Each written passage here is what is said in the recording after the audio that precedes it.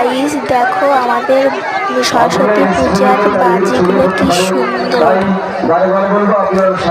আশা করি তোমাদের ভালো লাগবে। দেখতে থাকো, এত সুন্দর সুন্দর বাজির মেলা এখানে।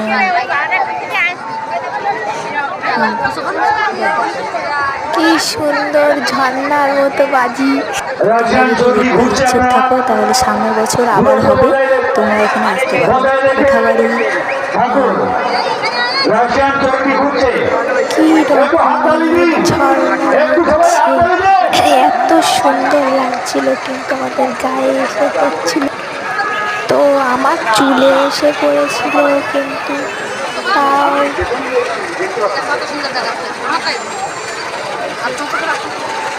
সুন্দরভাবে আমরা দেখতে পাচ্ছি, উপভোগ করছি রাশিয়ান চরকি। আরো জোরে ঘুরবে, আরো জোরে ঘুরবে, আপনারা ছেড়ে জানান।